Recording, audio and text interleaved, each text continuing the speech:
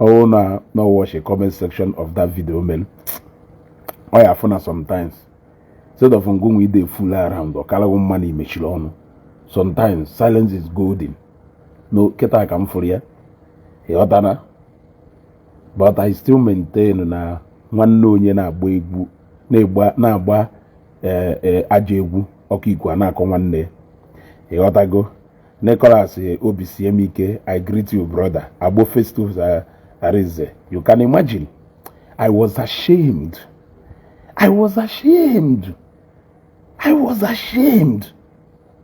Unu ime mpụta na-agwa ndị mmadụ ụmụ nwoke ibe m ifele meke na ụfọdụ n'ime ụlọ. Why ụfọdụ ndị mmadụ ji wee chie na lee n'ifele jegolo emechi. You are apologizing to people. Why can't you apologize to those who did not come to your wedding? Iji wee gosikwa that everything in this life is about you. Why have you not apologized to people who did not come to your wedding? Matthias Isaac is somebody you have used Monday hammer left, right, and center. Why you supposedly be done with apologizing to Matthias before you even get to apologizing to people? I'm stating the obvious. Who are those people you are apologizing because na ha bia wedding or bia too ego? So ndeni major. Let us go by now your content for the past 2 years before your wedding has been all about the mad ego bigu, the mad ego bigu, the mad manipulate you, the mad compromise you. You have never taken any decision of your or any decision by yourself for the past over 2 years, 3 years. Because I came to Facebook here, Abiana Facebook here, Maru Jpac Yamma. Yes, I came to Facebook, Maru Jpac as onye saga. Maru Jpac as onye ogu Facebook. I know you were. That was how I know him. I knew him. I remember the videos I went through back na my page. I saw the videos about him about 1 year ago. Who used him? Ụfọdụ ụmụ nwoke nwere shame. Ego. The capable of ime ụfọdụ ha na-akọ ka ndị egbuwarisi. So because na those people bịara wedding ụbọ ego, it is enough. Yeah? What of ndị ahụ imejọrọ abịaghị ya ego? Ọ bụrụ na ndị ụka meru iji wee gba onye obodo saga. Kedu ndị meru iji wee gba amen saga? I am asking you. Kedu ndị meru iji wee gba arụsị ego na Asaba saga? Kedu ndị meru iji wee gba Eze Obi saga? Kedu ndị meru iji wee gba Akwụna Alatu Ugo saga? I am asking you. It is understandable na people kwuo na ịghọta na Chikalan nwere ike ọwụ na go na ye stage that saga, which is ife na agwa ụfọdụ ndị fans ya. You people should be able to identify people who are serious to avoid the mmadụ iji emotion when egwu ngwa nekwanụ mgbe ahụ ọ na-agba Chikalan Chikalan saga. Some of you who follow us here, will do emotionally down, will do emotionally not supported without knowing that no, na Chikalan ego. It was a staged saga. The saga had already between him and Chikalan. Now, how many of those behaviors so exhibitory? Oh, confused, can doka confuse you. When did he even start going to Zion? He was the first person bidolu saga abarinde Zion weluta. Kelunde confuse you nyabande Zion saga. Everything about your content since I came to Facebook is about saga. Owo no ndoka wo ha compromise rego merigi ji we gbawa onye obodo nwanne saga. Kelu onye merigi ji we gbawa ndị ọzọ niile gbagoro saga na Facebook. I am asking you 2 times or 3 times ka arrest gorogu because of saga. Kelu onye diligu ije gba those sagas e gbaro. You gotta go. Okay, Obinna Okoli. I'm a video post about and then block go. So let me start with you today. I'm a video post. I will post it.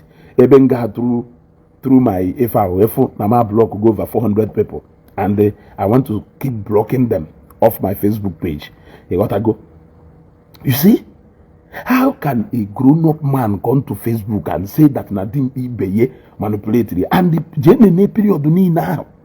On a quiffany now on a oh ya wow saying Nezuku koya deku no any madanyanihu will a quizuku 1 2 or say no carry go madi yenya Jamie ife conscience ya support him.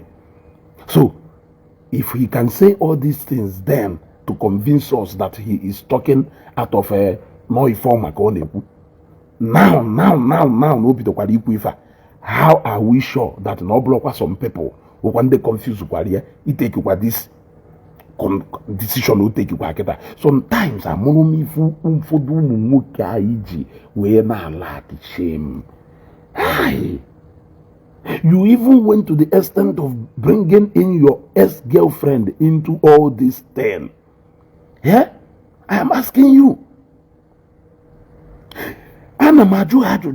He even went to the extent of bringing in the ex-girlfriend into the same thing. Can if concern ex-girlfriend this guy and onyobodo? If not, Nanya ziri that girl or that girl jello. Nyawunye ziri that girl, that particular job, that girl jello. But today, because Nanya that girl adros nama or choko will laugh at that girl when our defense. What kind of man do we have today? Kerudio mwoke I will today. Amokwanu mwoke nyawuru mwoke. Amokwanu mwoke nyawuru mwoke. All very shameful. That now he put on Facebook now one day mother now because of Zion okwu mgbe egbujiri osisi ka ọ na-akpọnwụ ọ bụghị mgbe egbujiri osisi ka ọ na-akpọkwu. We are taking records and downloading videos until the time comes. Akwa Zion idum odogwu. You gotta go. Eh? I am wondering honestly the life of ụmụ nwoke na-ebi. It beats my imagination. It beats my imagination for real. Yeah? You went to the extent, I have said it time without number. As a man, desist from any actions that will make you to keep withdrawing your word, keep giving your word, keep changing from your word, always explaining yourself, always defending yourself, always contradicting yourself, always using your word against yourself. As a man, desist from living that kind of life. It is not good. It is not good. It is not good. You see, kele onye merugu iji wee gba akwa okuko saga mgbe gbara saga. Kele onye dirigu iji gba akwa okuko saga mgbe gbara saga. Why can't you admit the fact that you love money? Like ego, and you can do anything for money. Accept it. You even came to the video apology now that you have decided this because of your business, because of your ambassadorship, because of Gono. So meaning that now whatever thing in a marketer is just a way to cajole our people into giving you business, even when you are not trustworthy. Because today, a product, product I advertise it today. That brand when we problem. Instead of you taking your words, instead of you trying to defend what you have said, you will be part of the process of resolving that issue. Amahonwokena always denying, and they apportioning blame here and there, pointing accusing fingers. That is not what we know men to be. So even that brand, ambassador today, something got wrong with that brand. You can as well jump out and deny. Sign or signature. Sign or signature. You will always look for a way to run away from that shadow. A man is known by owning up to your mistakes.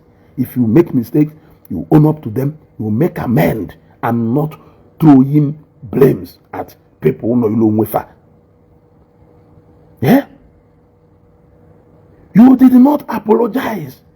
You were only creating another route that will transport you to another place where you will also apologize, because you will keep apologizing and your life will be filled with apology, because you have never done anything original since Njuemaro. It is always doing something to please these people to get something, doing something to please these people to get something.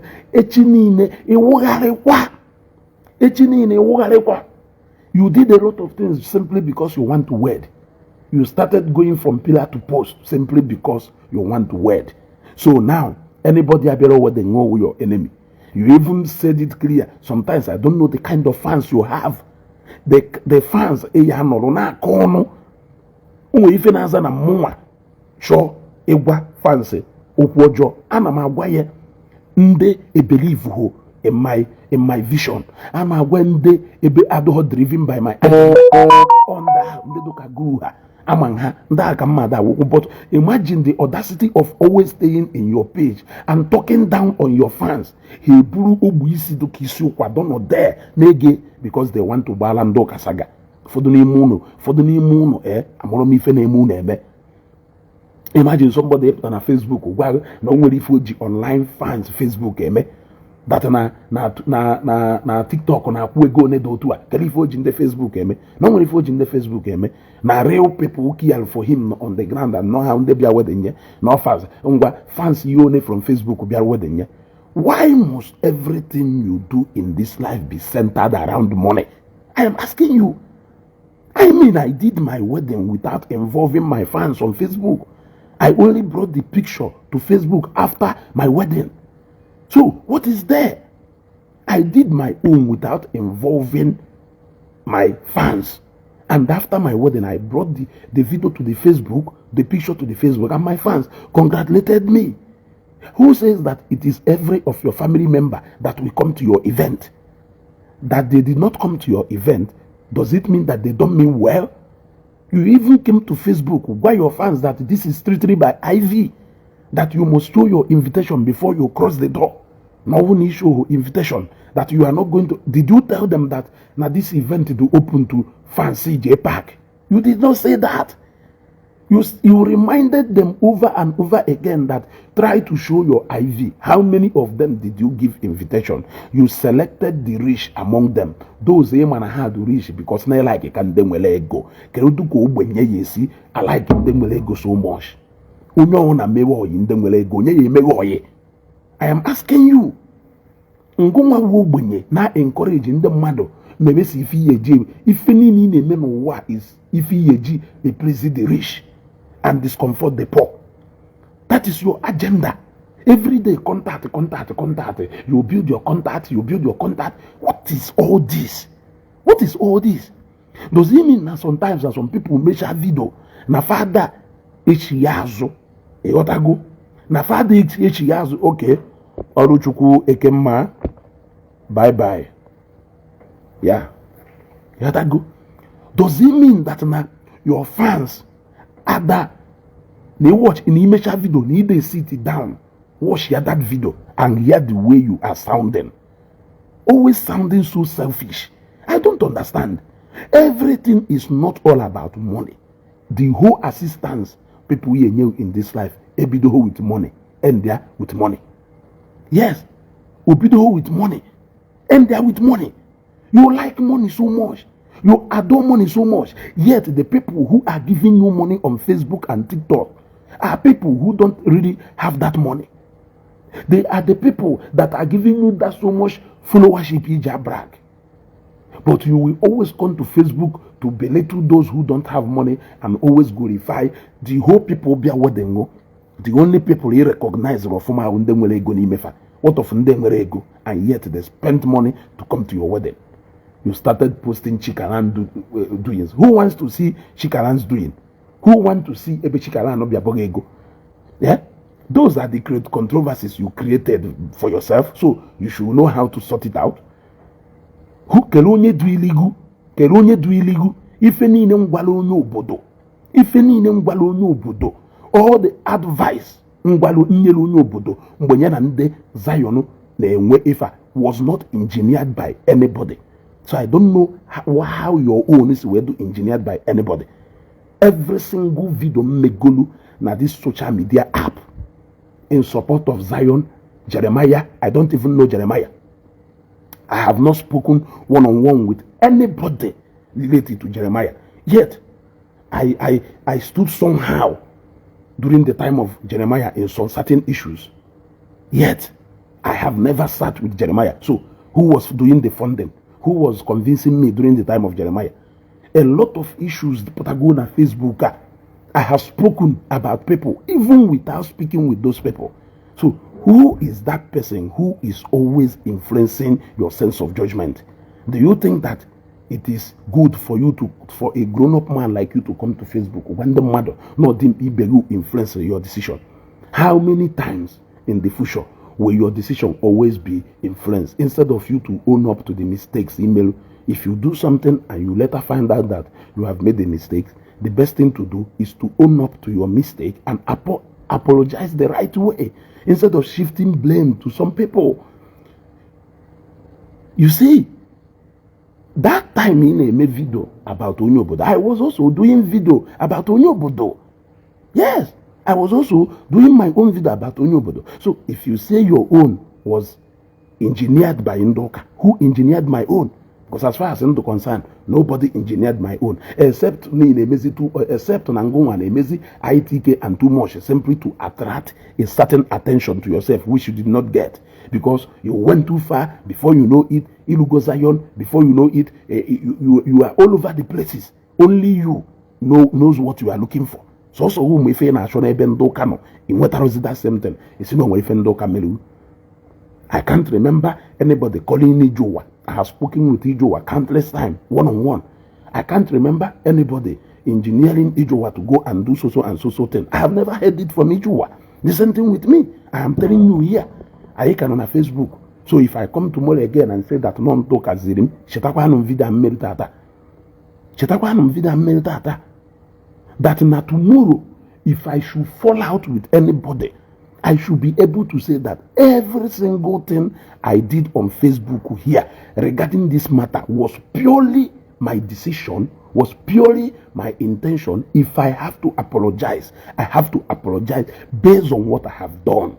I cannot come here etu anga na hu nando anamase no nwoke ibe mu deceive lum onye bu akpere ka na deceive ugona because ugona your akpere your constant thirsty for money will keep driving you into places you cannot have control over your decision. Eba na ekpom as an adult gwa me ife ma achọghị ime agwa ngo na ma ya eme egwakwa m ọzọ mmemme ọwụ na mmemme nwe menya ma ya agwagodo na ma ya eme. I will tactically avoid it. It is only when you are doing something to impress somebody. It is only when you are doing something to please somebody. It is only when you are doing something to attract sympathy. It is only when you are doing something to attract something from somebody that you will leave your sense at home and keep behaving like somebody abroad, a human being. Then the only time your sense here, you may go too much. You go down too do. That is only when you will come and start apologizing, saying, "Ndoka diligu, one ndoka diligu." Oscar, I greet you. One ndoka diligu. Obosi ejeme mataya hase arrest in Onisha. Ndoka okpolowo. I am asking you. Oye jiwu nya owuru na achọ no ime onye obodo arrest or wolu ngwa. Okay, after if I mechalo, does it mean na afu bụ onye obodo any other place I may arrest? Onye obodo was in your wedding na Lagos. Ongo ka gwara ndị ụka emena ya arrest. I am asking you. Ongo ka gwara ndị ụka emena onye obodo arrest. There are so many places mambo jere obodo iwo mambo. There are so many places ndị ụka ya eche ile onye obodo arrest ya ye. Ụbọchị AEMM bịara iburugu na airport. Onye kere onye defa ahụ nyopụtara gwa ha na abịa airport. Police simply knows how to do their job. Yes. O wee wuruzi onye ama na eche iriga ebedo otu a che iriga ebedo otu a na ya afụlere go. Iche na ebialo na-ebiara apologize nọrụkwa ebe ahụ ị na-apologize na-akọmitikwa another blunder, you will still apologize later. Ịnọkwa ebe ị na-apologize onye obodo ha gwa ha nọ ndị ụka dịrị iwu nọrụkwa ebe ahụ kọrụkwa ubum na-ebukwa ndị ụka echi niile apologize wagbatu ndị ụka gbakwa ha nọ ndeta odu a nọ ha dịrị ugwu mekwa. Are you going to live your life based on apology? You keep apologizing. Apologize, go to AEMN. Apologize, go to how many people? You will keep apologizing. When will you ever learn to get your fast right? So that when you talk, you should be responsible for every word. This no. I am not telling you to do what I am not doing. I am not telling you to do what I am not doing. Ode life yi na-eme ohonya ya emegu ekpatakaritie go and ask people. Go and ask people who has come in contact with the real money. This behavior in it will reduce you into picking crumbs. It doesn't translate you into being a big boy. Yes. The only thing you can ever brag of in this life is na wedding. You keep bragging with wedding ndị billionaires na ejemelu onwe ha sigi.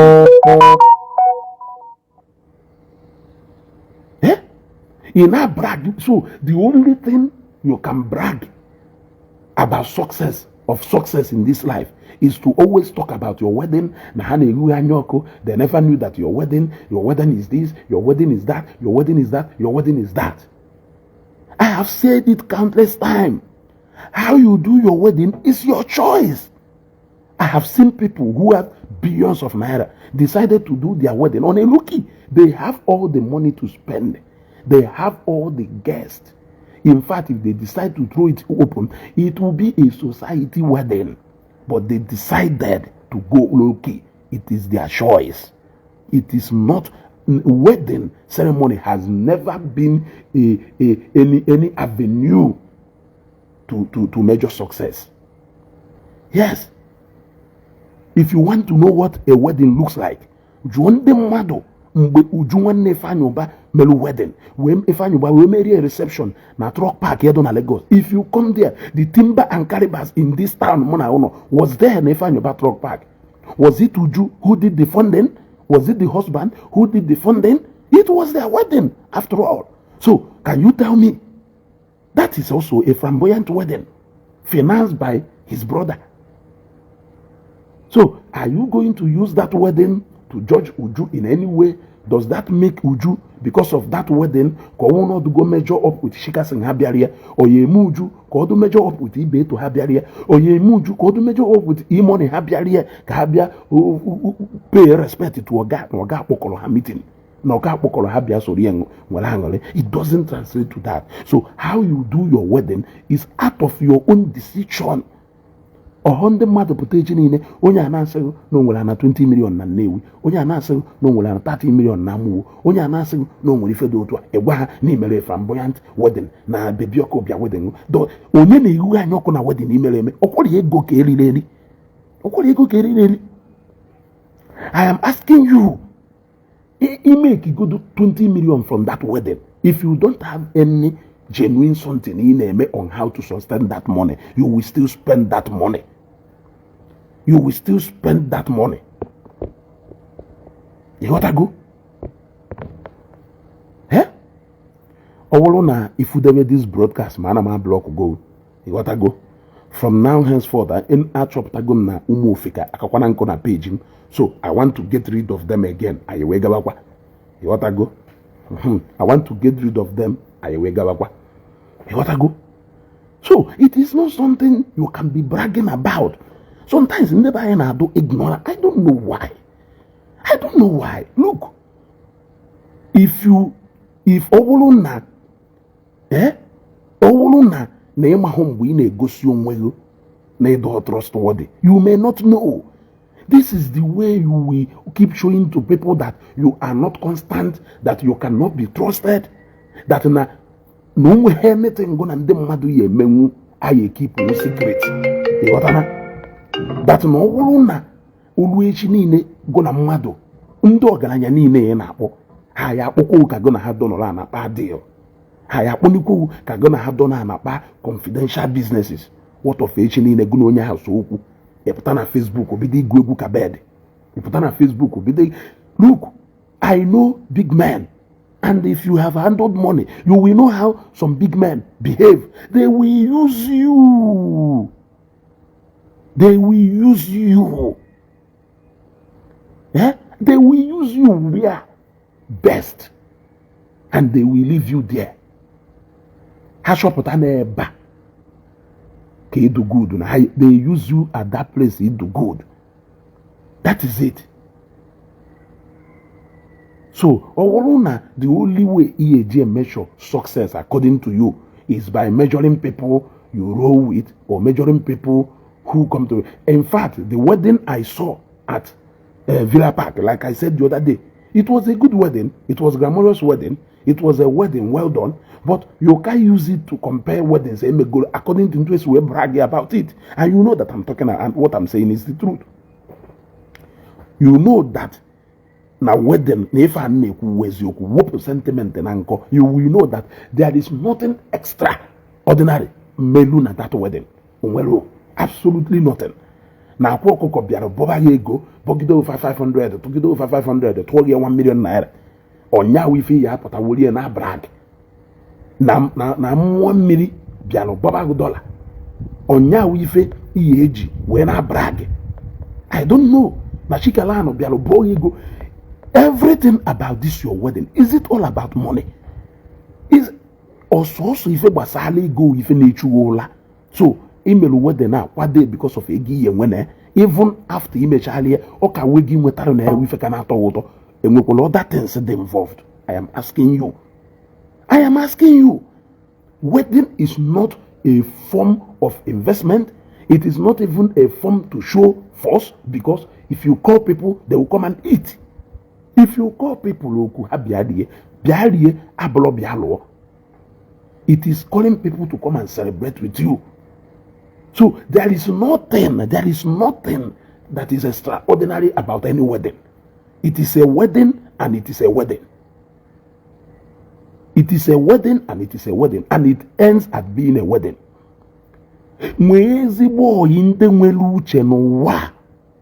Look at how Governor Ezioku came to a broadcast only to brag to us about people who came for the wedding. Look at how he came to on Facebook and sat down when I brag about people who came to the wedding. Now brag about money spread on the wedding. I am asking you. Sometimes we friends in them with sense. In way friends in way who sense. You will always reason like them, and sometimes honey do now cover your ignorance. You came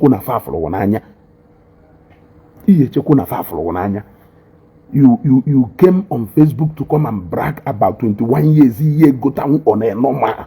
You cannot buy it on a normal, if not because we support on our wedding. You will go 21 years. They will channel one in Abia. So is this kind of person a friend they was here nyabia biko nyabia nyanyelu ya kaplan or wedding? Is this a kind of somebody was here as a friend your status your level your class? Also when you expect billionaires, he should be able to help you to constructively plan that wedding in such a way that it will be more beneficial to you because you don't have any point you want to prove to people. All those people they know you don't have money. Also, blue Toyota Land Cruiser. We be a meme be chikasen money me ego. In case if you don't know. So always say no more. Can I ship impress? Then I go sorry. Because the question should be, why will you want to impress me? To an association of Ndama. Because one in Oleba, but what can I share button? Why are we for one name back open now? What I go? But Toma can share button no one in Oleba. What I go? So if one he may in this life, he will no an association of Ndama Yife. Share this video. I want to know here. Share this video. na-emetụrụ m aka na like and love button. Ekwekwuna ka ị nọrọ na association ndị amaghị ife ọhụrụ ka ọwụ onwe ife iji eme. Onwere ife iji eme. You came to come and brag about the people who came to the wedding, about the drinks, 21 years, ebute, about ndị nyelu mmanya enye ha wee na. That is what you came to Facebook to come and brag. Ije hi ikwu okwu ndị amaghị ife egbuwarisi asịghị no envy gunu. What is envious there? Can even na-ehuri ya anya ọkụ? Okay, anya ọkụ ị na-ehu ya for some of us who has wedded ka ijekwazie wedegharị ọzọ ka ọ gụnụ. Onwere onye kpọrọ ndị mmadụ oriri. People will come. Ọkụ olili. People will come. Mgbe eji eche ekili ndị nwere enwewu mgbe nsogbu pụtara. Mgbe nsogbu pụtara ọnwụ na ọkịta anọ nsogbu pụtara kịta iputu oke ọla cross asị m oke. Ọ bụrụ na olili bịa rie can never be the same as bịa lụọ. Even your enemy will come and join you to eat. Even your enemy will come and join you to eat. So I don't know. Iwuruzie maka ise na because of na onye abịa bụ 100,000. What of ọwụrụ na onye obodo bịara that wedding ọbụghị ego? What of ndị bịara that wedding abụghị ego? Mmadụ na-eme ome birthday, ndị bịara birthday, o kenewe ndị mmadụ, o kenee ma ndị weta gift, kenee ma ndị weta gift. Na for the fact that na ha bari ya abịa no gosiri na ha fụrụ ya n'anya. No man ọwụrụ na ha enyeghị taa na echi na ha ya enye. I ask myself, why is this wedding always centered on onye awụta, onye ame doings, onye ame nka? What of those people who bịara there to help out, who don't really have money or anything to give? So there is nothing like that. I recognize those people. I apologize to ndị emejọrọ. If it is time for you to do restitution, eme restitution to ndị mejọrọ na ndị mejọrọ. You will restitution start with both people imejọrọ and people mejọrọ. That is how to successfully make everywhere good and be on a neutral ground to start on a new level. So, onye ọwụna mejọrọ, the only way, onye mejọrọ, the only way, iyeji wee gosi onye ahụ na-edo sorry is by onye ahụ ịbịa wedding. Wedding is an avenue to make amendment with people. And they do so careful, watch a just video. Fuego ne habologo. Yotago. Fuego ne habologo. Before you were apologize to them based on ego ne habologo. They can enable the video. In the video for another person. Omeye sabanono. Something that is not good. Inye nwoke go sabanono. Ije ibeto gona ibeto pacha nkata. Ibeto nye 1 million. Ije be chikasim gona chikasim pacha nkata. Chikasim nye 2 million. Esanono ife niile gona ibeto kwuru. Esanono ha be chikasim. Isikwa be chikasim jebe be Ifeanyi Uba. Gona Ifeanyi Uba pacha nkata. Ifeanyi Uba nye 3 million. Esara Ifeanyi Uba n'ọnụ ife chikasim na ibeto gwaro. Is this the true life of a man? Do you think that people will see you to be trusted? People will trust you when they find out that their secret is safe with you, that your personal dealings with them is safe with you. They will trust you more even when you misbehave and they still refuse not to say anything. Afugum whereby, and it happens more. Just like etua neba kita. Or one we come on can use we buy. Or one we come on make a buy. Ibeta hunger. No we come on a hunger si we donama. Aman ni felu holo mone. Aman na mona ya no na the same class. Aman ni fo na bukolo mone. No with something of leben no. Then odu so open na kowala some of the things gonna eme. O wulu go do no we ka gonna esi we so okwu echi niile. O we me na refa o meri oju we wulo oga. Ka ofuna hu no nwere ife o meri no suppress re. He will trust you more. He will respect you more after that. No uno me sharife ni na a single word.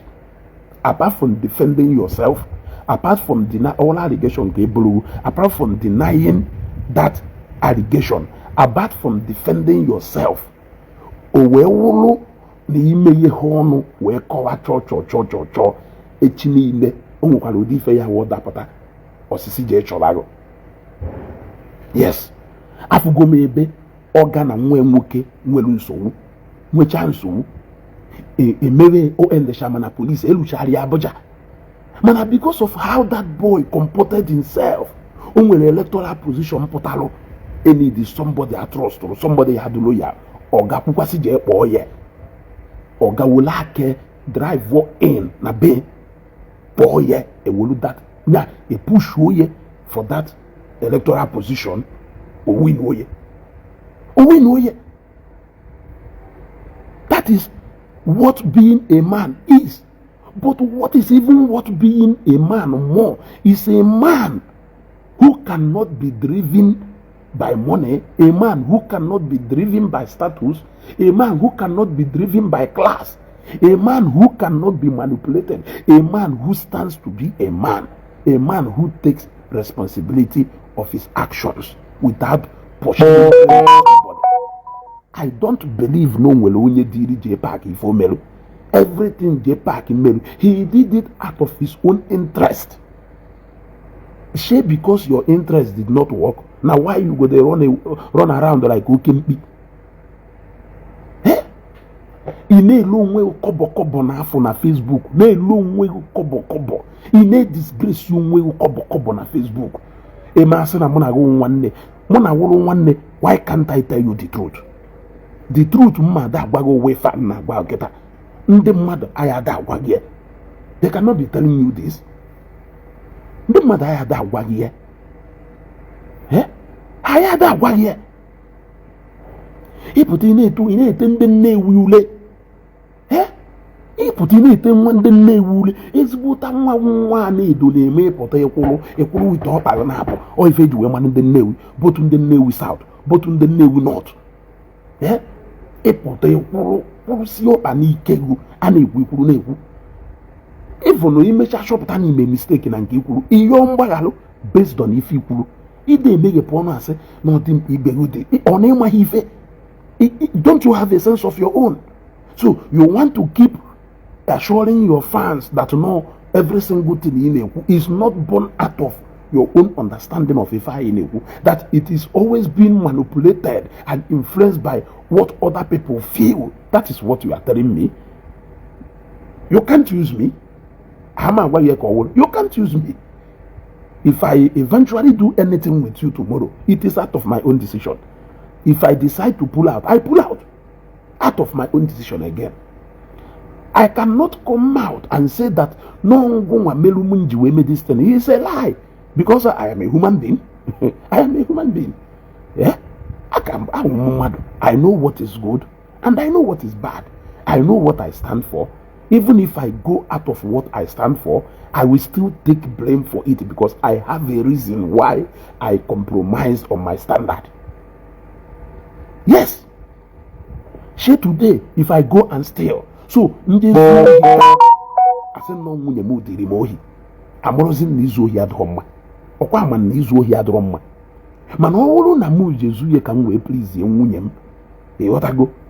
I will still take the responsibility because no one can actually please.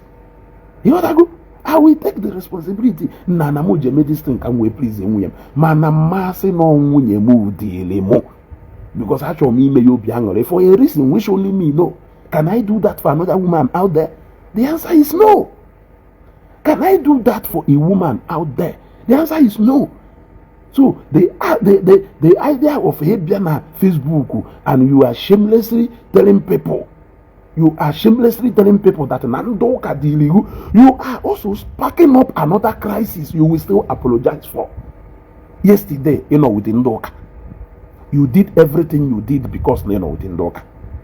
Today, now with another person, you are doing everything you are doing now just to satisfy those people again because with the hammer against Ndoka. That is how your life will continue to be. You will keep running from pillar to post looking for those who will shield you. At the end of the day, you will lack out dungeon. You see, you know that if you could say, ijekwa ka o wee wụrụ na ikwu ikwuru ijekwa wụrụkwa your ex-girlfriend ijekwa wụrụkwa your ex-girlfriend luwikwa na the same thing.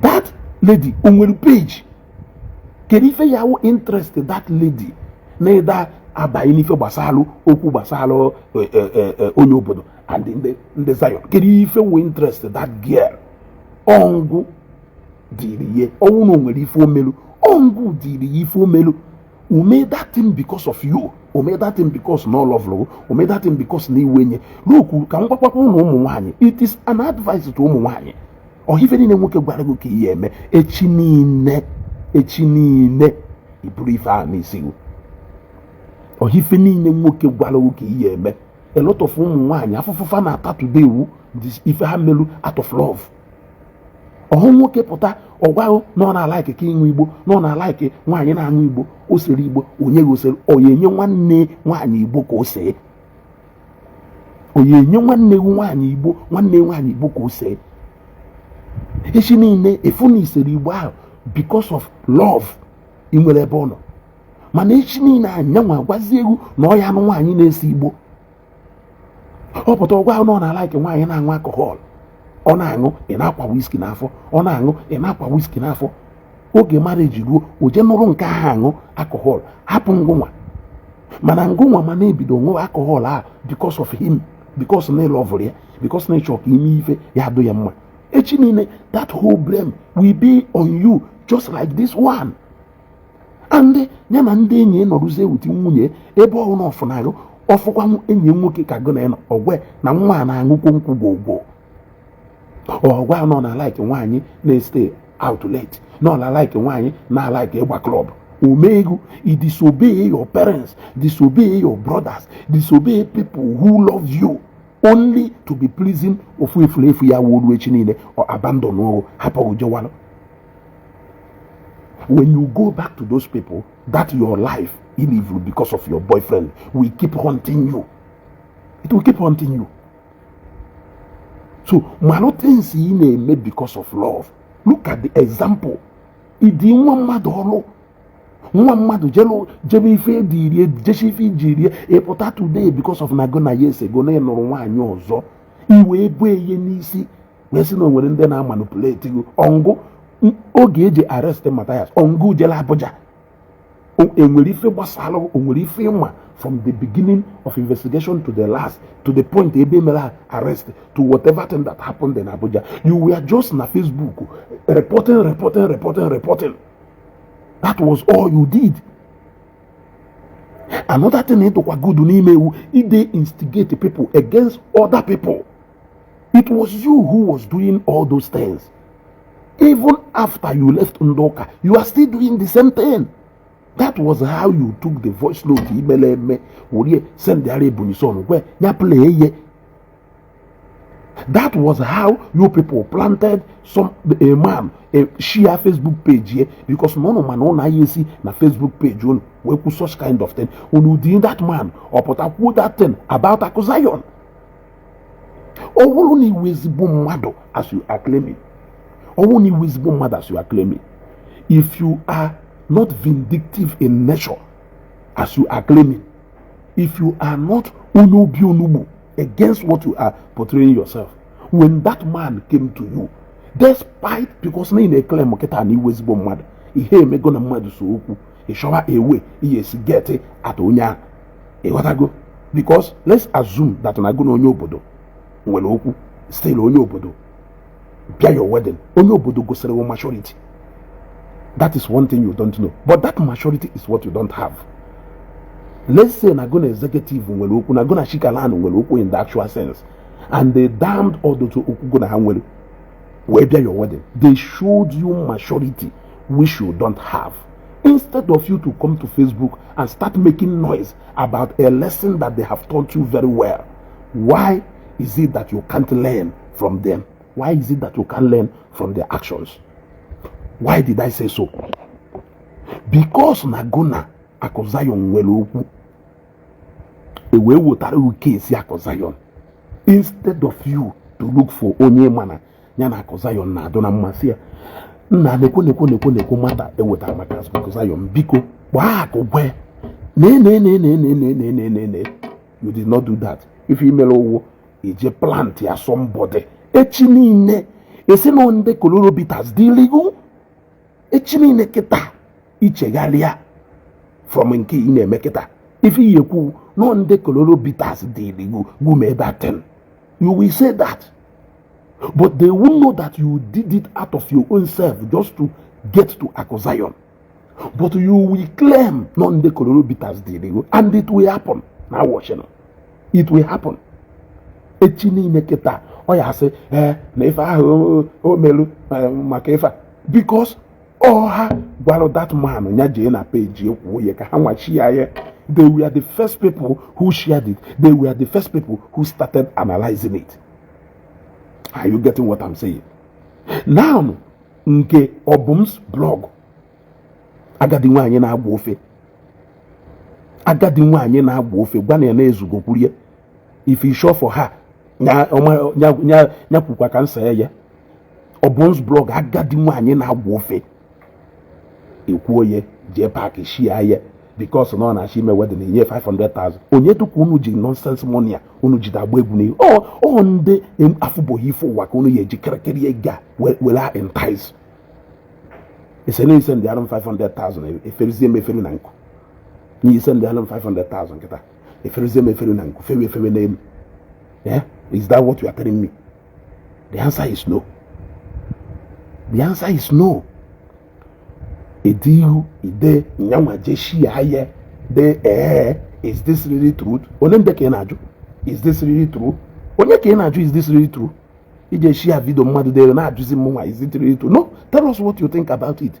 You want us to come and analyze it and tell you if it is true or not. What do you think? Even in our game echinine osenon de Koloro bitters didie.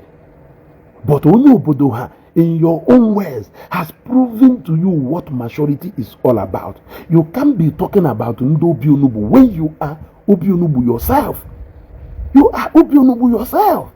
How you treat your enemies, how you treat people who don't agree with you will go a long way to show people how matured you are. Are you fond of always looking for a way to plot the downfall of people who don't agree with you? Just like the same way Uno bring their pages of all the bloggers who don't agree with you. Can you be as matured as Etu Sera page? We love Evangelist Ebukobi. Those are pages capable of bringing down your page in 1 week. Yet, they don't do that. First lady, you are welcome. Oh, no, Bubo. Those are pages capable of bringing down your page within 1 week. You carry their content, you carry everything. You have shared content about Evangelist Ebukobi in so many platforms, despite them not agreeing with you on whatever they still left you without anything, without taking action. Man able to have it back and say, yes, this is an opportunity to deal with this person. Upon a man or hand, if a peer report was with the page you. A peer report in a intimidation of Egypt 200 and something thousand page followers. When I report to page in the mother, what of Nkemwe 3 point something million report one king a Gmail Nkemwe 200 and something thousand a report where a Gmail Nkemwe 900 and something thousand. Do you know that they can bring down your page within 7 days? If I they are not doing that. That is maturity that they are showing you. You don't know about this. The other day, Anameme program about Governor Ezeoku na Lagos. What you say, Mundocha, and then I watch and 1,000 something, 2,000, 35. I know what they want to do. These are people who claim that they are responsible. No, that was why I did the video that they say, do not follow people by what they say, but follow people by their actions. Action speaks louder than voice. They want to go. So, this action of people coming to Facebook to come and You are showing yourself to the world. I came to this platform close to one. It is heading to 1 year. I have always taken responsibility of all my actions. If I must apologize to you, I will apologize to you because I have wronged you. I cannot apologize to you because somebody else has pushed me into. No, nobody can do that. Every single thing on Facebook, I say it based on how I see things. If you prove me wrong tomorrow, if there is need to if it is something that needs to be apologized to you, I will apologize to you based on my decision as Ezugo. If I disagree with you on that, I will still do that. That Jpac reported my page because I told him that Desi's empire bought him his traditional marriage shoe. Have you seen? Eforia? Now they think that we don't know what they are doing. We know what you are doing. We know what you are doing. Okono Igbo. Piaria Baba on a page in Facebook, take it down those 2 videos if I don't have that video. But this is you always coming on Facebook every day. Are we not better than you? Are we not better than you? Don't we exhibit tolerance more than you? Don't we show maturity more than you? Problem one feel no 200,000 followers and above even though fake followers. What are you telling me? Unless you are going to tell me that Bobrisky is more wiser than the rest, all of us, or that James Brown is more wiser than all of us. Is that what you are telling me? No one full worship translated into wisdom. Anamajukwa Jojo.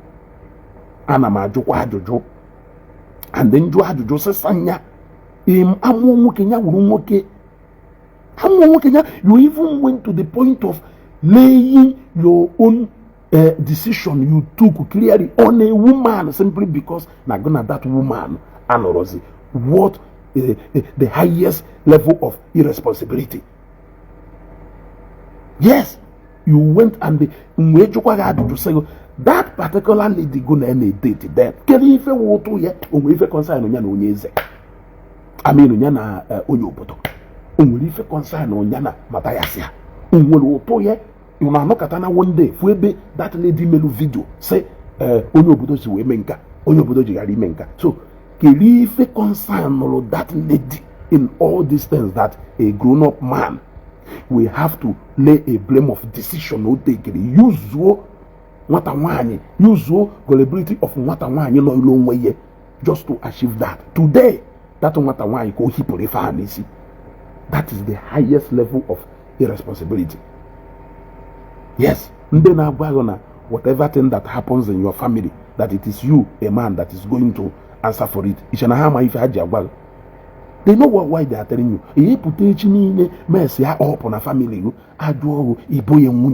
That is the highest level. You will be held responsible. You will be held responsible. You want to go? Eh? So I don't understand. Does it mean that this same person, Enweru, Ndena advice here, doesn't he have advisors? Doesn't he have people who truly love him? Aside from people who will be gingering him, doesn't he have people who can actually speak to him like an Igbo man, where too much of everything is bad? You can't continue to portray yourself as a betrayer. Yes. You can't continue to portray yourself as a betrayer. Yet, it is you who go about begging people to give you ambassadorship.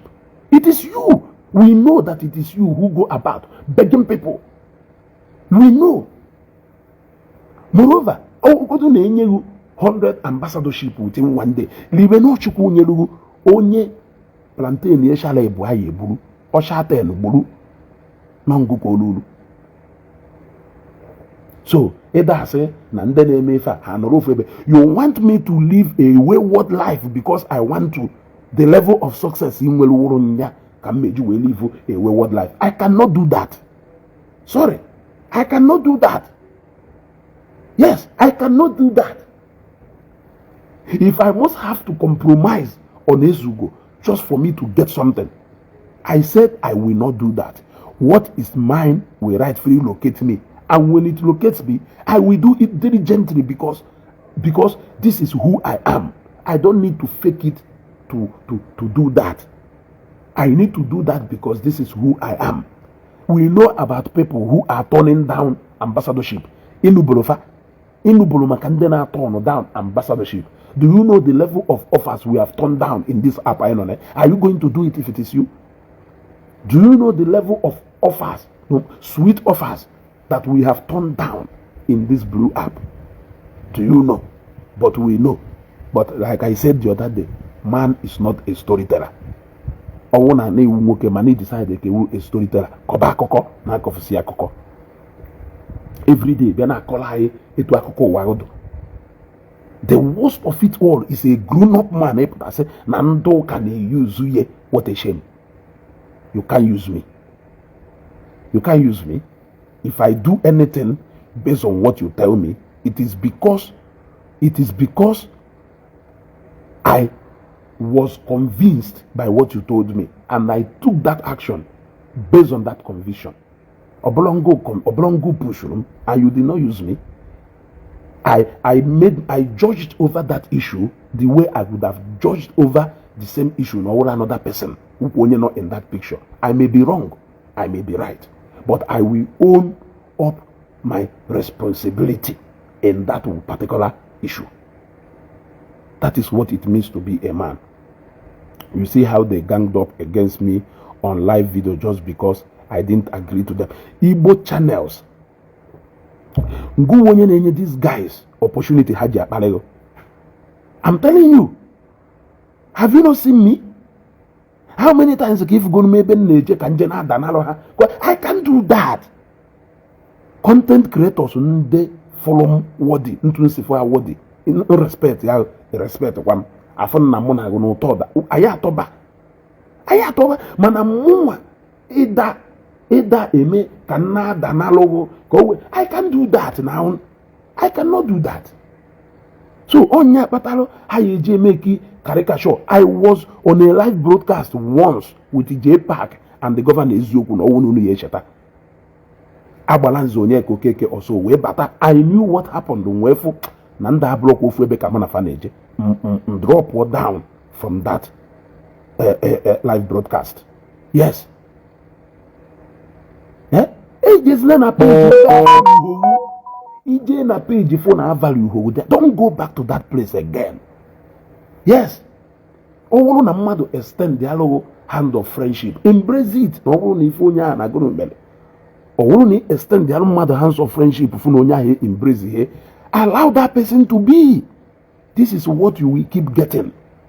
Look, let me tell you, Igbo channels, your page will grow even more than their own if you are consistent in what you are doing.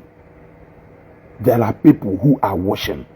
Forget about those people who grow so that they can grow in go and watch all those people decidedly how propaganda will grow during the time of COS. Where are all of them today? Ndị niile chọrọ ka ha were okwu asị ka ndị mmadụ wee sị na gụna omere ka ndị mmadụ wee nweta a sympathy na ife a wee go mmadụ. That truth I kwuru then, it was a very if I melu then something ịma onye nụ ha kwa na ekwuru mmadụ wayo emotion ndị mmadụ na-adụ like this. It is Akwa.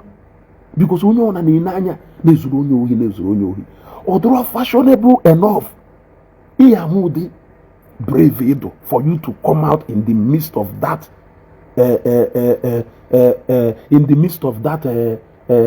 a sensitive issue like that and maintain the kind of stand I maintain with them.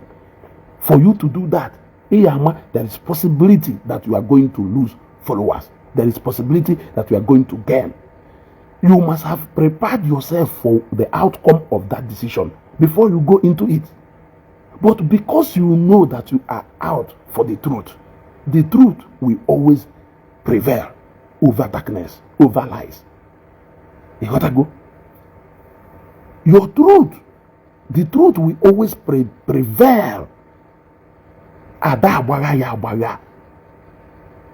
Ada agbaga ya agbaga. Ndị niile ahụ so wee support okwu asị ahụ. How well is their pages doing now? But recall at that time, some of them buy a camera. A row 500 and I wash. A row 300 and I wash. A row 200 and I wash. It can go on for only a little time. It is only a little time. Today, how well is their page doing? How many months after COS we are still here running program and people are still coming to listen to us? I've always said it. You must not like me nanka neku. Man, I like him nanka chelu. Mpu ozo, I like him. I like him nanka me. Mpu ozo, I like him. Man, I have no blonya the best. Now the best who go on a compromise your own way. Who go on a compromise your own way. Who go on a compromise your own way. I don't agree in that. Onya ko je mo fodo potase nezu ga de ekwe. O ka ho mma. N'ime ekwe ma wi femu na chi nkwekọrịtalụ. Ụbọchị ọwụ na convince m na ekwe ma ahụ ma na convince tere m. Ụbọchị ọwụ na convince m na ekwe ma ahụ ma na convince tego m. This is ezugo. What you see is what you get. Echi niile m pụtasị na nwunye m deceive m ma ọ isi nwunye we na ndebe ụlọ deceive m. Ma we say na your friends deceive you. Is that not the highest level of irresponsibility? Is irresponsibility. You cannot just use it to qualify amaife. For the how amaife, but no na mado is lack na responsibility. What I go? Yeah. You see? That is why I am not working for you to like me. You can actually see the value in what I am doing, even without liking me. You can see the value in what I am doing. Facebook is more like a stumble on a video email say, hey, no the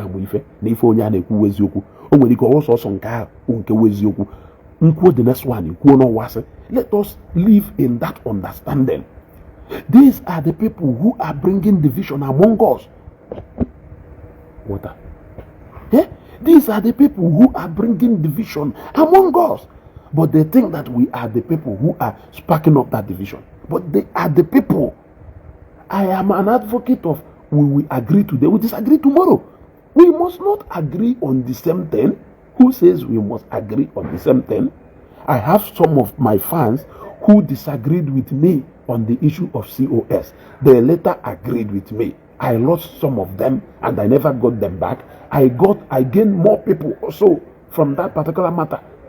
If I want to start doing it, you can never take a decision of your own that you will be proud to stand with. You will keep apologizing to people. You will keep apologizing to people. So, all of what if it was a loca and only Serunya na yoku. Only Serunya na yoku. Umwelo on the Madone wool we ha na hagu we behelu in a claim level. In a claim munaya sakadini woku. In a claim munaya correct wogu. In a claim on a level of carrying Kemado. Namweno ni wakwa na mada batabolo ni wakwa. Ndae na analyze their videos. Gonna for war. I mean, you can sit down to analyze the video of Ebukobi. Gonna your class. Gonna your level. You can sit down to analyze the video of a state governor. You can sit down to analyze the video of big bloggers. But we cannot sit down to analyze your video. Ebiaka egwaye na ena ho level. Asere na osisi alose makali ike ayagwaye osisi ejiweto ye. Mwa so wekwe. If you want to be a man, you be a man. Esum no nyemwelu respect for people. In fact, I can categorically tell you that the people not within my age, so many people not within my age, if you even follow, I am winning quarter of respect in when even them madam. Yes. Ma gwagia, a boy draw the wa. Yes. Sometimes I will also go out of my way and act as a human being, which I am. We disagree to agree. Even our parents, nne na nna anyị nwere mgbe ya wee nọkata etu a eba me nwoberisi ike ewe kọbatakwa even ụfọdụ ife ahụ ịbara mba ha na-emecha shake make ya amend indirectly. Ịghọtago nke ahụ that one today. But I am telling you that on a normal you can ha ka nkụ or one day nwere a kind of home training from family ha can be able to maintain that kind of calmness. Yes. Oh, how many quick we won and 8-1. Remember na Governor Izuku Biana broadcast on him, so no the humble. Yes, everybody can claim to be humble. Everybody can claim to be humble. But I have checked you, and I have seen that you are not humble. You are not a humble person. You are not a humble person because the humble cannot sit down and analyze somebody, whoop at somebody based on what you perceive that person to be. You cannot do that. You want me to give you an instance? An example of what I will give you is during the time of Wago, when we came in and we know all manner of things of somebody coming to say nde level eluholu nyane nde class eluholu nyane nde man on normal no nyawo nye woturu onwe ya na just to associate with these people. And you were saying that because I was giving you so much respect. In fact, I was respecting you despite the fact that namo mana enene ife nwoke ji awụ nwoke by your own judgment n'ụwa na ịkara ọmụmma. But I have a reason why I had so much respect for him then. It wasn't about money, it wasn't about earthly possessions, but I had my reasons why I had respect for him. You gotta go to the point that on a seat at home I had to take a risk of going to Obosi to go and see him. Now, such things, things you need to appreciate and not abuse them. You shouldn't abuse them. With respect, I shouldn't abuse that respect. Or with respect, so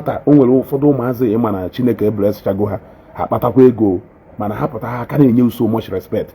You don't need to abuse that respect. You don't need to abuse that respect. You are meant to reciprocate that respect. You were put as they were say, not because they take you well down. If they take you well down, then I came out and I told you, last 10 years, last 13 years, from that last 10, 13 years, I operate in a level operatable. So clearly, even today, clearly,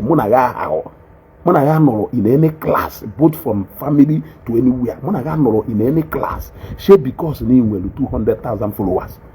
It does not mean that it was just respect. We were trained to have respect for our elders. Just like of recently, I can chop Matthias at home. Matthias at 35 years. Age almost 3 years. If not up to 4 years, we're talking Matthias. Mona ya blomate. Mano when you get mona fokaketa ne respect here, ma we do Jpac here, or a lot of people that na ne respect, but I'm a na mo na enecha na mo torofato, but I know respecting them. All because of home training azo ere mmadu n'ime. Anyị nwere ike ifu we mega anyị ụfọdụ n'ime ha drop ha here and there, but o nwekwara ụdị ife ya wome because na azụrụ ya n'ime, you will still gather them and still use them, you will still apply them. All respect azụrụ mmadụ azụ n'ime. Ịghọtago ọnya ka iji eme. A lot of people mụ na ha na-eme ka ife ụfọdụ n'ime ha tọrọ mfe atọ hapụ na mụ bụ baby face. atọrọ mfe atọ ngwakwa nkịta na m ji over 3 years tọ Matthias mkpụ ihe ekwe mana nye nwakwuru ekiri anyị n'ọdụ 35 no ya eme 35 years ka ọ na o mere 35 years ole mgbe ịghọtago eji m close to 3 years and actually wee tọ ya mana onwe ka mụ na-esi eme ife kịta nne respect ya na-akwanyere ya ugwu na-asị ya yesa oche na m amaghị ife ma oche na m owo ụmụazị ma oche na m owo tata azụrụ anyị azụ n'ime anyị atọ ụta ama m how tough my mom dị mgbe ọ na-azụ anyị very tough. One day I will tell you that story so that you will know how tough. Ịghọtago? So everybody can come out and claim to be humble. You may have your own definition of humbleness, which is different from what humbleness is all about. So sometimes when you are closer to these people, give them advice. Stop sharing them up. Give them advice. During the time of Nwago and the governor Ezoko, what did we do? What did we do? You came out on Facebook and you started calling out Nwago. On how but see you make apology. It's no madu deligu. How can an adult be dictating what an adult should be doing? When an recruit into this WhatsApp group, on ano channel, ebe ya wono no na ya da wonu n'eziokwu. One of those WhatsApp groups, on an put through to be whom you people are not. Which is very bad. On an many group instead of telling people the truth. Ana magwakwa here, ụfọdụ iju ụwa na-akpọ mụ na ya agbagagide ife ha agbaghacha ife ha I am arrive at something. Is either no merie or na mu merie. Eziokwu ke ya da agwa mmadụ. Ka m kwukwa ya again. Somebody kwele mu abia no August kwe mu 1 million as an advance payment of something mlesere 2 million. Owesem na the remaining 1 million for no ya kwumu that money was paid in August. No. Yes, in August 10. For something, na the remaining one for no ya kwa ugwe within 3 months. Okwazi ugwe ebe 3 weeks and to 1 month, 3 days exactly to 1 month. Owesem na ifedo to amen. Ka refund duzie the 1 million follow. Of course, nkweta. But that period I hope a lot of things may do to ego tie in some businesses. What I go so ebe 1 month and exactly 1 month and 4 days. Exactly coincidence. So nyama bidoze feel somehow we drop over some kind of statement, which I told him to withdraw those statements. You see, I withdraw those statements. Not only withdraw that statement. Ni yeme kwonu aya fife yeme na m nọ na right na nchọkwa agwa ngokwu agbamụgwọ ka I were ife ha na me nwere cash nsi na me nweho cash o ife ahụ na akwụ m ụgwọ ka ya abịa wolu ihe gbu mezu ohi ma ọ icherukwa na ele iwolu, which is the truth ka m gwara ya. Now he did a very intelligent something, very intelligent move. Seeing that no man amuni Ijuwa na adona mma, he called Ijuwa straight. Gwachi Ijuwa were bomb na phone last week. Yes, maybe 5 days ago or 6 days ago. Ijuwa were bomb na phone. Wesem, ezugo ne kwani ifedo esheta hamni brief turu mi ifedo then. Because agwa mi Ijuwa na amanna, I was sensing agwa mi Ijuwa na mo mana highest thing onya nwere ike imewu. Ojekwa approach ndị dị otu a ka ha wepụtakwa na Facebook. I told Ijuwa, ọ na Ijuwa na ebe ya confirm. I told Ijuwa na amanna na the next thing ya wụ Facebook dragon. But na ka oge Facebook dragon ahụ ruo na nne shake oluo. So he did something intelligent, something I never expected. He went to Ijuwa. So Ijuwa called me, we gwa amokwu gwacha amokwu Ijuwa wee sị m ezugo. Akwa ma na ikpokwa amogwa amokwu na mmemme nsi yes. na mma like kwa ngwa nka ka imekwe si wivi na-ekwu na nne ege ntị iji ụwa wee kọwara m ife niile a wee kọchasịchara m ife niile wee si ya jee gwa that guy na m sịrị ya nya withdraw so and so okwu o kwuru na ọsọsọ nyawo ife niile no withdraw ha ye we can talk about the way forward and ọgwacha ha the guy mgbe ahụ mụ na ije ụwa na-ekwu WhatsApp ya bata WhatsApp message ya bata na the other phone mmecha court wee play ya na-amụziri ya m wee sị m ha ezugo ọ na wee fe a na ọ ma hụ nọ oke ngwanụ nwanne m hapụzie enu kọwara nsị nnọkwa n'ife dị otu a kọwacha ha ya nsi oke merie instant transfer of 1 million kpọọ ije ụwa gwe na mesendegori ga case closed ọ bụrụ ndị dị etu a just to be petty if onye emewe ọgwa m'ife dị otu a some of them are actually more vindictive than you can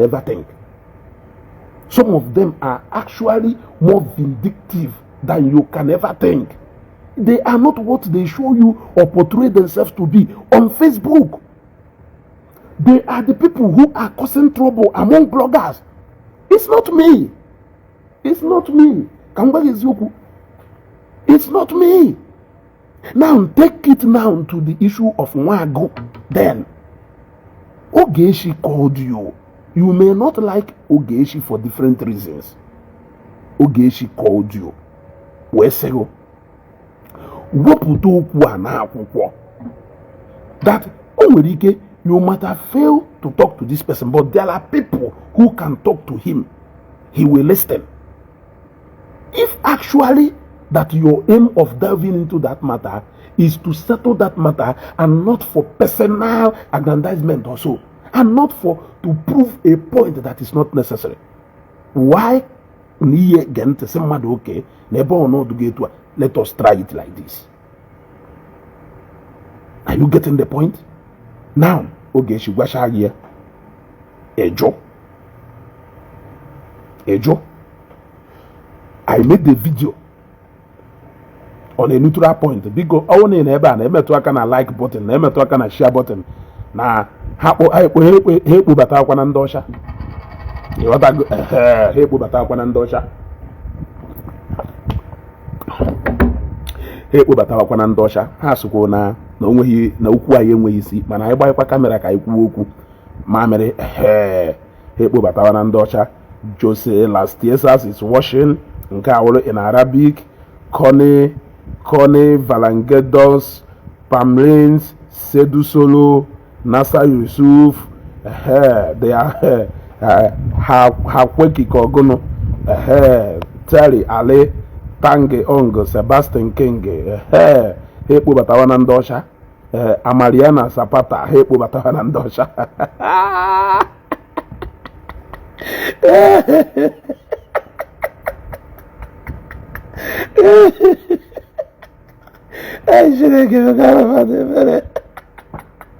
ha sịrị usu enweghị ọnụ mana ụsụpụta ikwu okwu ha agbabata.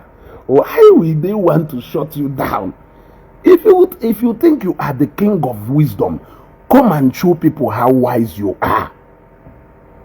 Yes, come and show even if I deactivate this Facebook page, it still has not proven that you are wise. We tried everything possible to make you come out. People even called you. At that point, you were thinking that we were calling you because no, we're something here, make culture special. We were calling you because you are one of us, and we want this thing to be settled. The aim is still to settle, resolve a problem, but not in that manner, in a whooping. That was what we did. You decided that your worst regret is coming down to our level to talk with us. You started throwing shade at us. You even make reference to Sina Zambia way better. You were bragging. You were trying to do show of force with that particular issue. Now we came down to the level where you are. It became an issue. We decided to step down to the level where you are, because it's not that we can't come down to that level where you are, but Ohokwu niile dị ebe ya no wee kwu ya. So forget about all these people. Bụ onye go na-edu mma eziokwu ahụ ife ị na-edere. Eziokwu ahụ ife ị na-edere. Dị mkpa mmadụ cannot come on Facebook to be telling you no ndị mmadụ maybe that is highest level of incompetency. Meaning that na company A golukwago, you will do something echi niile ese no company A did against company B. But I have said it countlessly that tomorrow, every other thing Nkugolu about Matthias is something I conceive by myself. Yes, I can have discussions with people, but I will still draw conclusion. And I will present it the way I want to present it. So that tomorrow, I will be answerable with it. I will be answerable by what I said.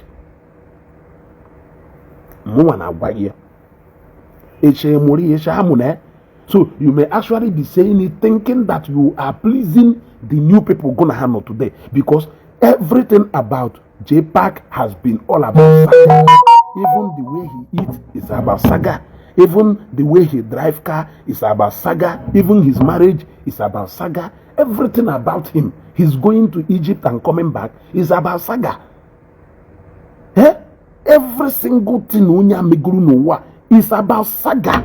He must create a controversy over that thing so that it will trend in a wrong way. Koya we shini in ajo. It's no Mr. Okeke or Mr. Oka for the female. Odoma.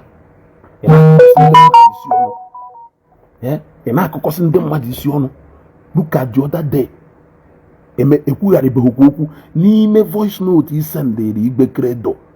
Ke no kwa eba na agwande na eba na yafo na iji wee gosi ha ode mmadụ onye awụ na yafo na onye dị otu a ye play that voice note na Facebook. Wotam power bank na nje wotam power bank na kebo gasi ike o go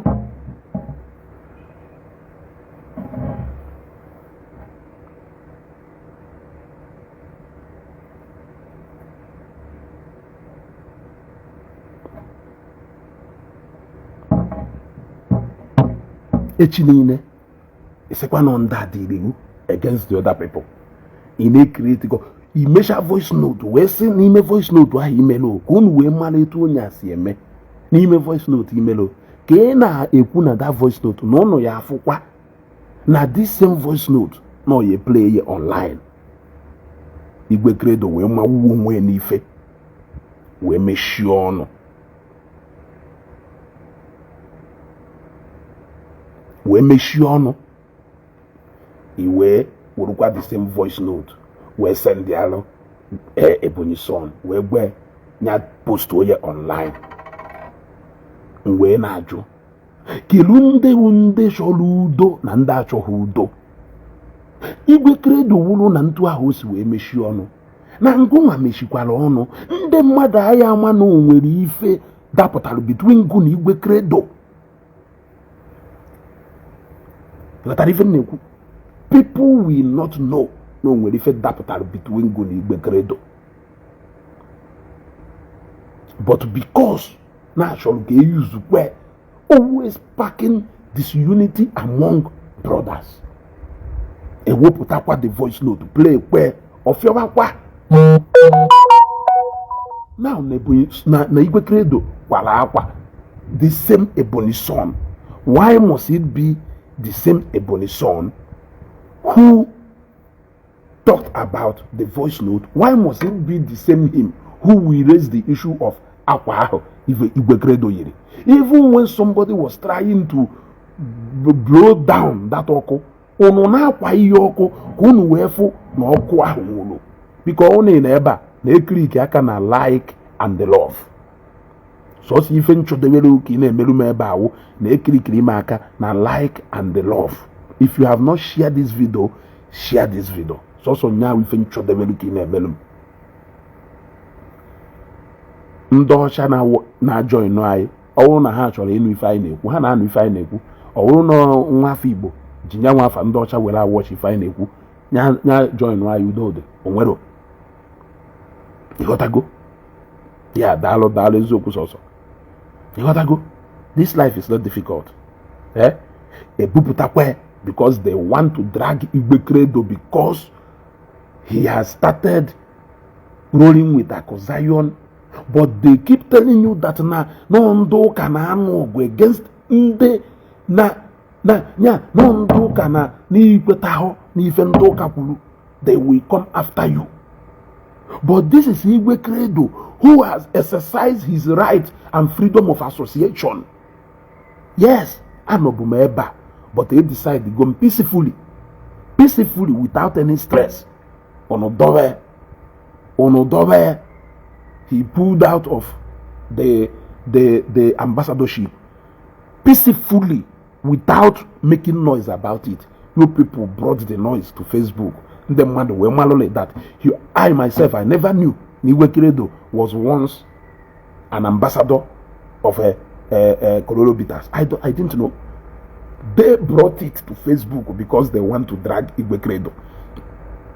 Now Igbo credo became friends with the church and Akwa. You still had problem with him. You were constantly reminding him that never honor no gay. Shefuzie na ebe no keta webe nyanwa no. So wuru onye isi na carry wuru onye isi not of man. You now have problem with Igbo credo becoming friends with the church and Akwa and in the Zion. But you want people to be comfortable with you becoming friends with Ndedibia and the Ndomenana. You see, sometimes I don't understand. You are constantly reminding him that no ya fuku ife ndo ọzọ fọrọ. Kono ka ndo ọzọ fọrọ. I thought we have agreed to allow people to go and stay where they want to stay, associate with who they want to associate, according to their spiritu's way, differ. Why do you have problem with him doing that? When you people decided to start dragging him, who are the people causing this trouble? Is it us or is it you? Tell yourself the truth. It is you who think you can control the whole social media space. Onye kebo Angela Nwosufane ndeka uwe agadaba na Facebook. There are Igbo content creators. Apa manolia. Ndị nwere agadama na Facebook. Ndị nwere ugwu na Facebook. They are not claiming to dominate the whole social media space. Look at Yambaba, Udogu Bubu. Those guys are powerful in their own way. But you think you can come to Facebook and hijack the whole structure done on Facebook. You will dictate the tone and others will follow. My brother, things are not being done like that. Ngu wonye nebubuta half of ndị be anyị na-enwe na Facebook. Take it or leave it. You are not a peaceful man.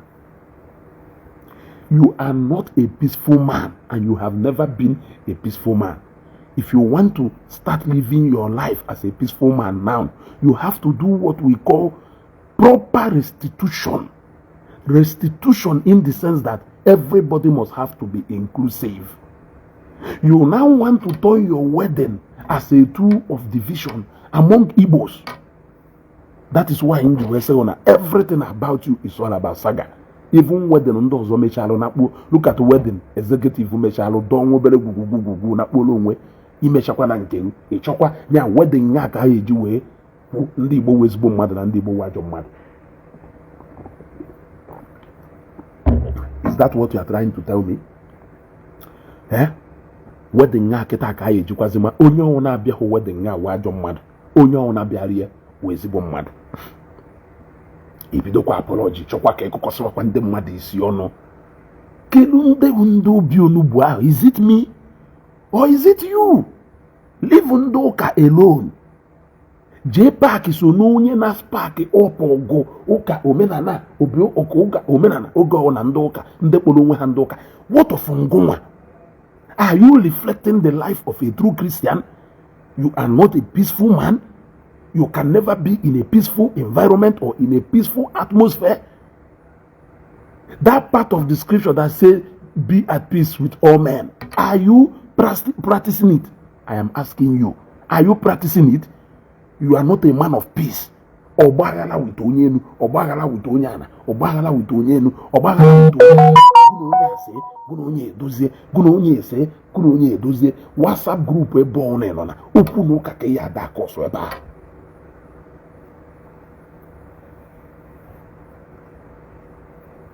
But every day, ebia na Facebook, ebia potro onwe asagono, holy weze. Agbacha ọsọ agụ mile. Agbacha ọsọ agụ mile. Onwere onye amaghị na agbacha ọsọ agụ mile. Agbacha ọsọ agụ mileage ọsọ agbalụ. Pretend ba na ife ụna ahụ. Who cares? Ijere na nke Chikalan ije me video. One ndị ka ị na-eji imelu video na nke Chikalan. Eji ime ijebe na nke pastor nọ na Nnewi ka ije mee ya interview. Go we prove what na that interview that na pastor una supposedly inwe aka ọrụ na apagharị na ekogharị okwu n'ụka every day that na-eme video ndị ụka obi akpọ ndị obi onugbu ndị ụka obi akpọ ndị obi onugbu ndị ụka obi akpọ ndị obi onugbu ha nọ igodoro onwe ha ị na-achọ ha ị na-alụ igeru ha okwu ka i wee maa na ya upset ha reply ha iburu reply ha gbapụ. Ọwụrụ na ị na ebe a na-emetụrụ m aka na love and share button. All na share about this video. Share this video. Ha gbajusịwa ndị ọcha here. Ha gbajusịwa ndị ọcha here. Ha ka ike ya agwụ. Ọwụrụ na ị na ebe a metụrụ m aka na share button. Metụrụ m aka na like button. Ha gbajusịwa ndị ọcha here. Ha gbajusịwa ndị ọcha here. Ama m ife ha na-eme. Roberta Boga Dowumbia Lansina. Ana m afụ ụnụ. Na-emetụrụ m aka na share na like button, na-emetụrụ m aka na love button. Na-awụ ya awụ. Ọ wụrụ na ndị Igbo bloggers si na South East nwere ike unite onwe ha and do away with Jpac syndrome. Even Governor Eziokwu ya enweta onwe. Ọ wụrụ na bloggers niile nọ na South East ya unite onwe ha and do away with this Jpac syndrome. Ndị Igbo niile ya enweta onwe ha. Jpac is bringing more division among Igbos. Amozi ya na Governor Eziokwu onye na-confuse onwe ha. Amomo onye na-use ibe, amomo onye na-use the other. You gotta go. Amomo onye na-use ibe n'ime ha na-abụ. No ha na-abụ na-use onwe ha ka ha. I don't know. I can't tell. But this is clearly two people who don't want to tell each other the truth. They have decided to manage each other. They have decided to tolerate each other. They have decided to accommodate each other, despite knowing that they are not doing the right thing. That is what I have seen. For example, the issue of wedding with Jpac. What was the bone of contention? That he came out to come and start bragging to people. Why must you use your wedding as a tool again? Are people not supposed to be celebrating after your wedding? Why are you so much interested in trying to create two fractions among Igbos? Is that your own understanding of how social media groups should go? Angela Nwosu is making money on Facebook. Is he doing it with your own emotion? He's not doing it. He's not playing with your own emotion. He's not misleading people. Apama, all these people now, but they are making money on Facebook. They are making money on Facebook. But they are not playing on the intelligence of the collective Igbo race. Your own cannot be different. Yeah?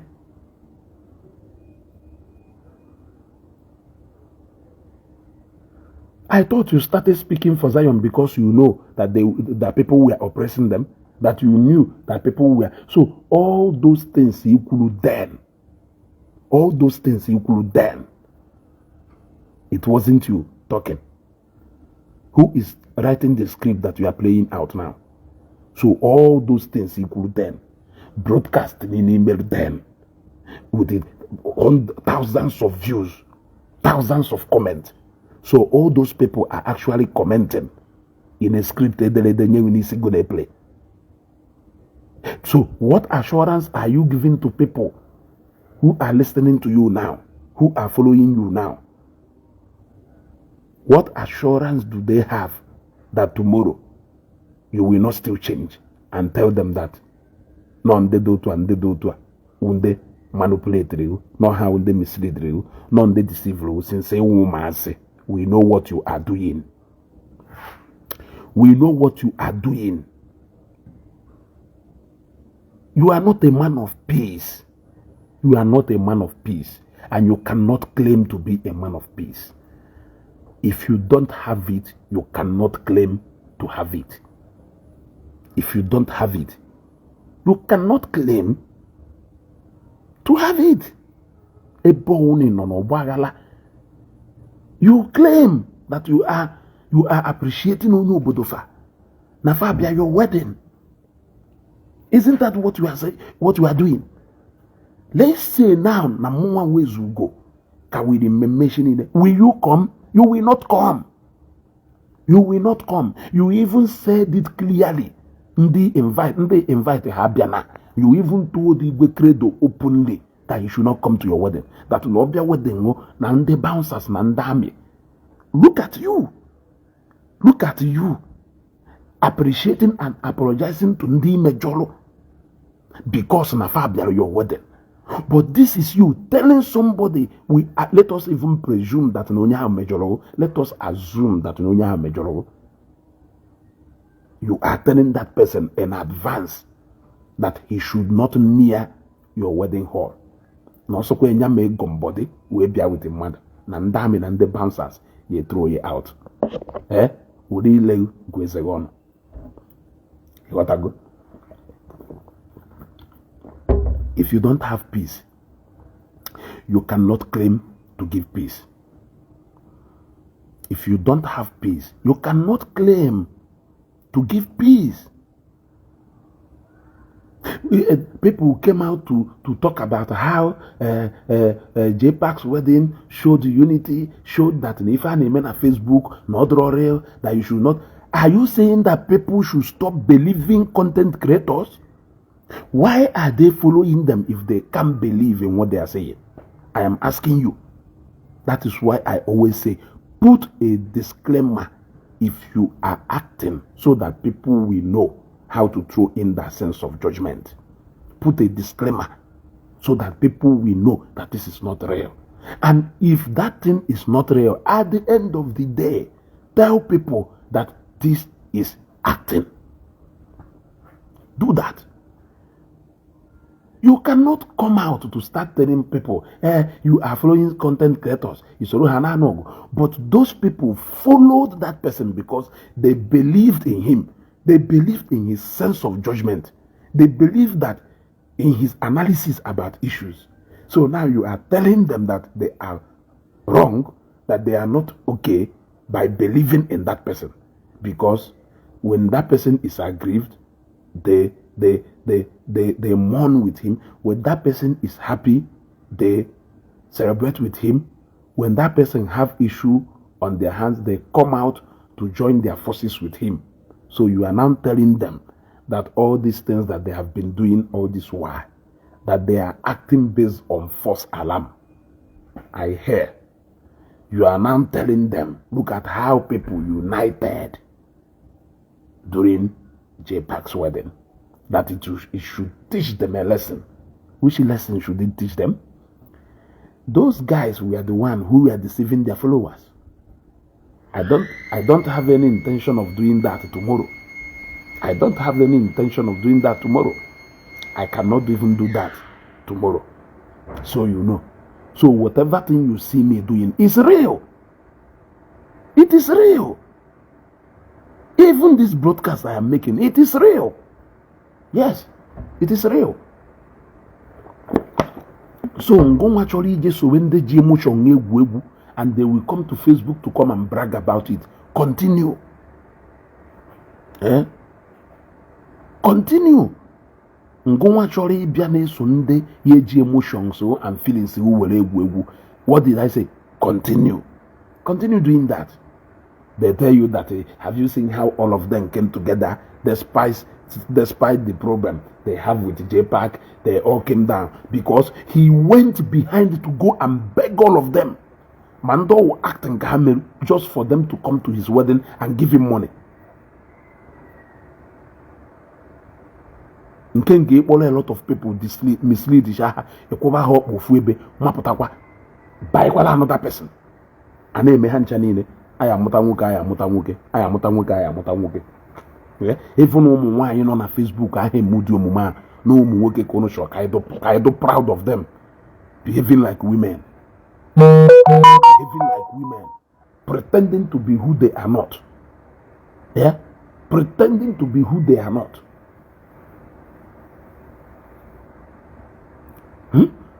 Who is more peaceful between us and you? It is you causing trouble and obsession everywhere. Join Kwanando Mena Naketa. May everything possible. Kine Equiriha. Kawe na join no in your ogo, in your saga. Kahane shia up, Nena saga mado. Up if in a meketa. Echini nekwa. Happy kwagi ufuebe, a mapotapa. Chokwo fundebo. Sinonda deceive lo. Sinonda actually use who is using me. Oworo nando can use who is using me. Were you more active than me those days? I am asking you. Were you more active than me those days? The only difference is that you went more closer to Akwa so that he can be giving you more money. He can be giving you a lot of money. That was what you did. As onyen sakwe ebata bohabata, ilugo Zion, ilugaba, ifelugoluaba, ifenatago, you were everywhere because your intention is money. Your intention is money. When I started talking about Zion, I never even knew that one day I'll start talking with Akwa Zion.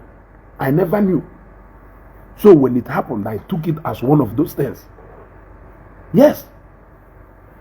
I never knew that I will come one-on-one with Akwa Zion. I never knew.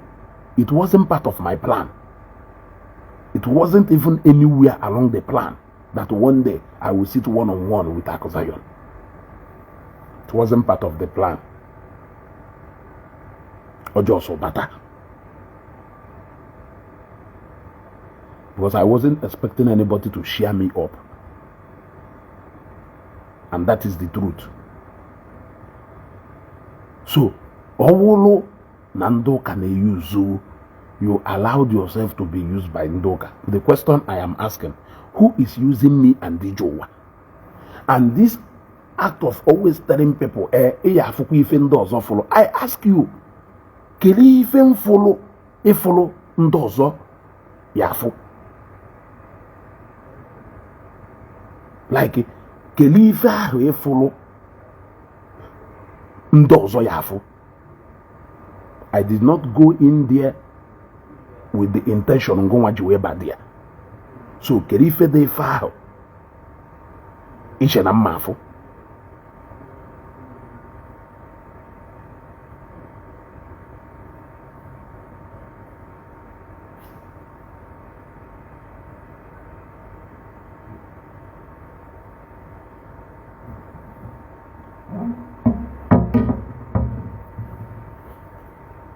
Linko. Good one. Good afternoon. You're good in the power bank.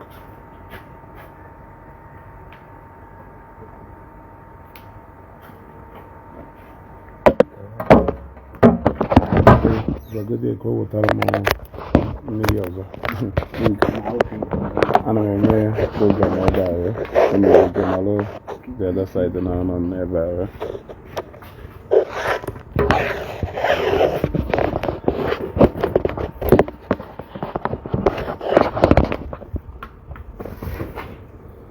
Felix Onyemachi, thank you. What I go? So a grown-up man here do but when I do, one jo wabiko nemetona kana like and love button. Mande Yoruba, Mandocha. Juleba. And that man never deleba or report page.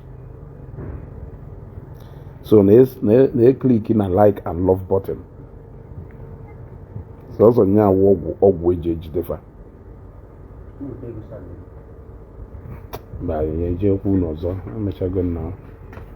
Otago. Eh? So all nando ka use kedu onye dị fa ahụ na-eyuzu mụ na ije ụwa ọkwa ajụjụ na-ajụ onwe onye na-eyuzu mụ na ije ụwa. You clearly went there because you want money. You were not genuinely there. You went there because you want money. You did everything you did because you want somebody to pay you, and when the money wasn't coming you turned like a tiger. Even right now, by in a program, you still made it clear that you have decided to be neutral because you don't want anything to come in between your business. You don't want anything to come in between the company and their ambassador. So everything about you revolves around Ifenwetayo and where you are getting money from.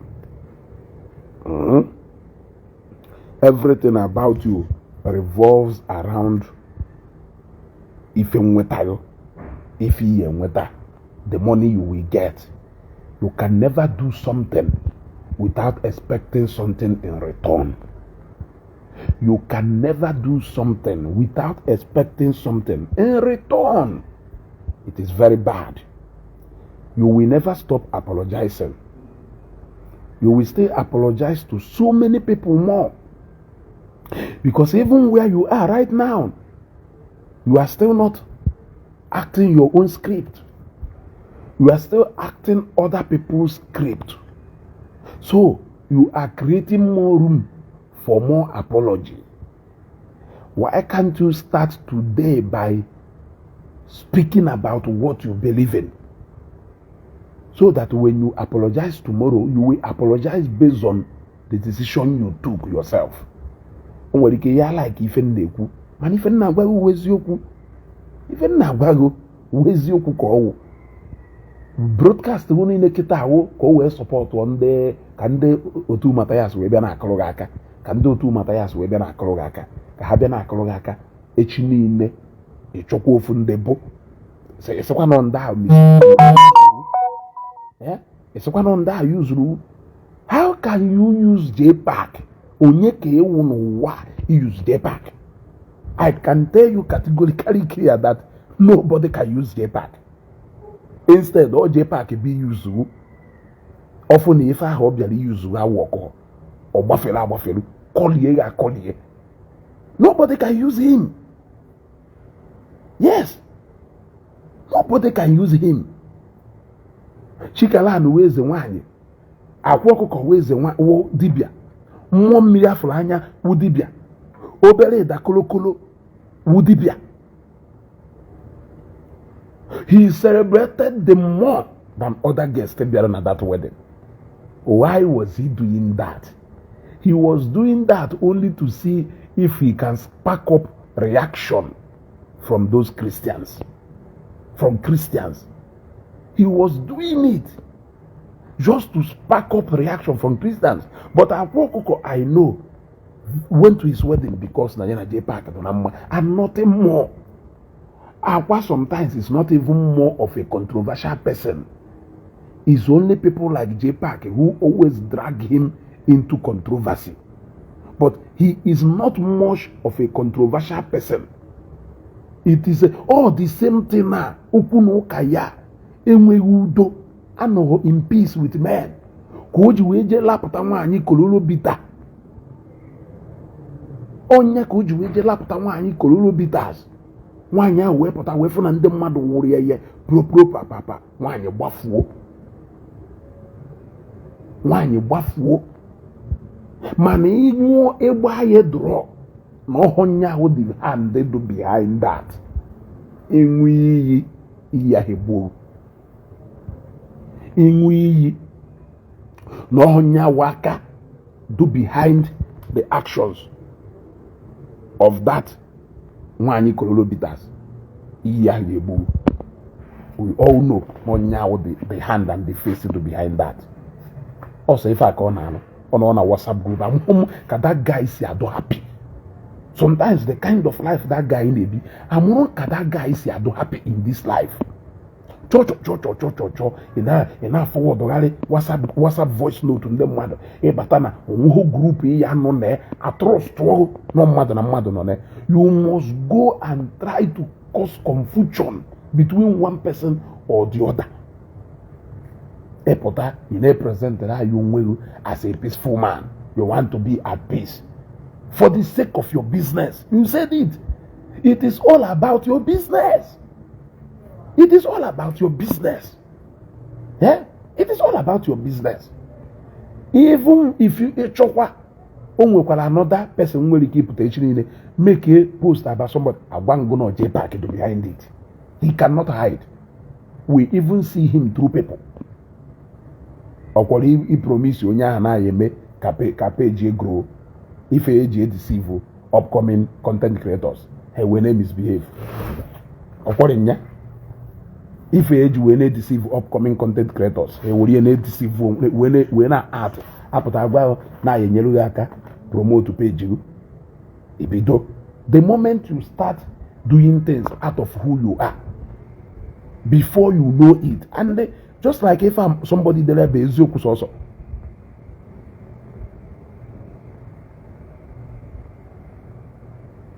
Internet doesn't forget. If you like, apologize from now till tomorrow. Internet doesn't forget. It should apologize here from now till tomorrow. Internet, Facebook cannot forget. It is a book of history that people will still revisit in many years to come.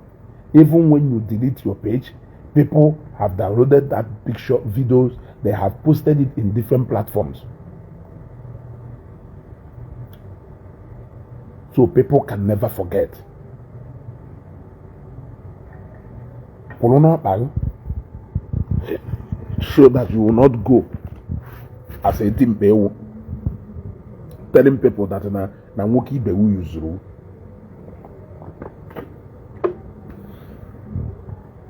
I can tell you that nobody is using. You can only use people according to their interest and what they want. Onye nwere ike bịakwutere ma na ife ọchọrọ ebe nọ na ọwụrụ na use mmadụ use. You use in line with ife ọchọrọ. Because now go with something also in Atobanya. So in that case, you won't say that anybody used you. Nobody used you. So I've just told you what happened or what has been happening all this while. In Indonesia, Malu those people who are actually being peaceful and those who are not being truthful. Those who are being peaceful and those who are not being peaceful. You will know them by their fruits. You will know them by their fruits. How can you claim to be a peaceful man? But if a potter, and okay, let us do this part. This is the part of peace. Joe, let us do this part because this is the part of peace. Joe, but you are pretending to be a peaceful man. You are pretending to be peaceful.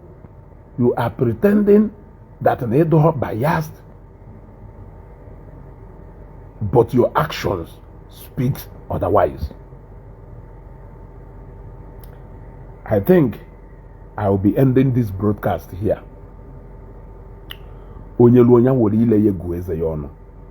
Posterity is the best judge. And karma is real. Believe me, karma is real. Some of these things are in a many who are for today. It is not for today. It is for posterity's sake. Any life you know you are not proud of, don't live that life on social media. To be my advice to you. Any life you know you are not proud of and you cannot be proud of tomorrow, don't live that life on social media.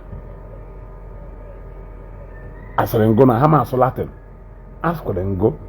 Any life you know you will not be proud of tomorrow, don't live that life on social media.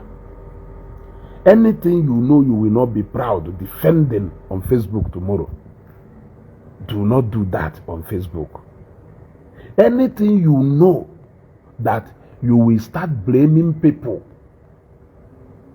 You will start wanting people to take responsibility for that tomorrow. Do not do that on Facebook today. There is pride in doing what you believe in on Facebook. I am a witness. And nobody can pay me for that. Nobody convinced me to start doing it. I am being my original self on Facebook here. And that is why I am proud of that. That guy from Naspanda will confirm to you that nobody paid me. He confronted me off camera and I confronted him off camera. We faced each other off camera. I know off camera confrontation steady based on what we are doing on Facebook. Off camera. We are not doing that one for you to see us. No. We are doing that one because we are still defending what we believe in. Yes. I remember going for a traditional marriage in not by this August, right? I remember this after Afiolo. And the one or two or three people, they were actually 5 from my community. I engaged them there. We engaged each other. We engaged each other there on the ground without camera covering us. So, Obolona, na for the camera. Why are we still defending the same cause of camera? It will tell off camera discussion some of these people in follow blindly on Facebook behind the camera. Yeah, that's it. Ogono. Yeah, that's Ogono. So there is pride, there is dignity in defending what you are proud of on Facebook. So that if tomorrow table change, you will still stand and know that all those things in email was done out of your own decision. That all those things in email, that you conceived it, that nobody pushed you into doing that. You got to go. Oh, nka na-eme so ka ewe gbala ego na Facebook na okwe ke hit. Nka na-eme ka ewe ma na mmadụ yenye gị ego. Ịnọkata ikwuo maka something ka ma na onye ahụ yenye gị ego. Do you know how many people that I have spoken about on Facebook that I have never even met, even one day? If any name about a fan, but even before and after, apart from Nkemona Efron 2013, I've never seen him one-on-one again until Obosiongo. But I was saying those things because of the love Nwelebe the man. Even when I am not part of the people eating directly from him, there are people who are eating from him, who were eating from him. But I was doing that because of the love Nwelebe the man, and not because of anything. And that is why even after Onwochalo, I continued showing him that love. I owe nobody any apology for doing that. You may convince me that no, so and so I may agree with you, but that still cannot change the love I have for him. And it will not even make me to deny him tomorrow. Even I may decide to agree with you on what you are saying, but it will not lead me into denying him or into a kotolazie. I cannot do that. That is the level of trust you need to build around people who come close to you, so that they will know that even when they are no more with you, they will still have that security. They will still have that cover. That immunity will still be covering them.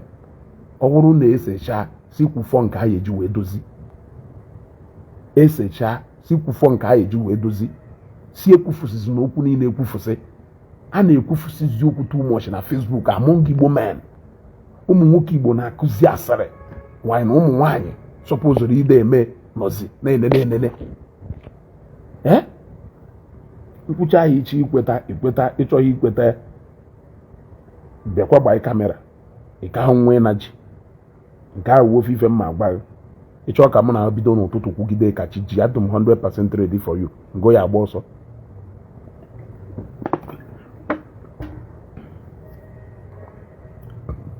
Chọ ka mụ na bido n'ụtụtụ kwugide chi ewe ji, ngo ya agba ọsọ. I can assure you that you will run. You got to go. Yes, after we are gone, the only thing left is our integrity, and that integrity translates to our words. Yes, because sometimes your words should be your bond. You can't be saying things and you keep changing, some time back, you were condemning Zion, you were criticizing Zion. After some time, you changed, you started speaking well of Zion.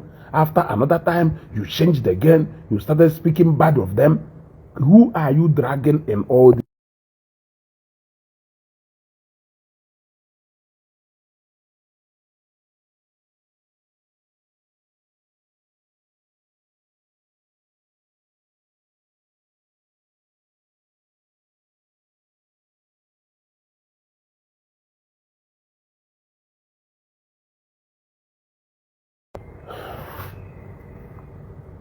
You want to go? Because share this video. Ọ na-eme a na-eme vidio ebe a ebido gbakọtawara mmadụ ndị ọcha ha ga-eji wee na-arịpọtụ peji mmadụ ọgọ ndị soro na jee buje ya that place n'ọdụgo jee buje ibujecha ya gasị ike opụta okay. Ịghọtago sọọsọ ife ha ya ada eme ewu ife ha ya eme ka peji go daa ka ha wee gosi na ha akarịrị go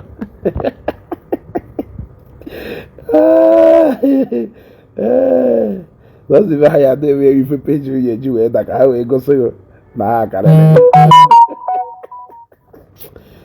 Chineke ndebe anyị mere unu mmadụ ebele biko ụmụ Africa. I think I will end this broadcast here but we are not going out completely. Don't worry, we are coming back. We are always here. You gotta go. We are here.